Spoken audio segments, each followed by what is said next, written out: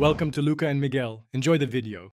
In this video, I will explain how to make a delicious and healthy tuna salad. First, gather your ingredients. You'll need 1 can of tuna, preferably packed in water to reduce fat content.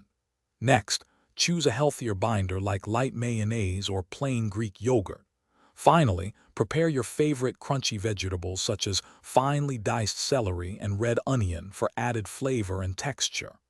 This simple start ensures a nutritious meal. Now let's mix it all together. Begin by thoroughly draining your can of tuna to remove any excess water. Transfer the flaked tuna into a medium-sized bowl.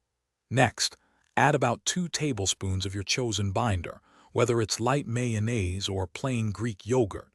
Stir in 1/4 cup of finely diced celery and 2 tablespoons of diced red onion. Mix gently until all ingredients are well combined. To elevate the flavor, season your tuna salad with a pinch of salt and freshly ground black pepper. A squeeze of fresh lemon juice brightens the taste considerably. For an herbal touch, consider adding 1 tablespoon of chopped fresh dill or parsley.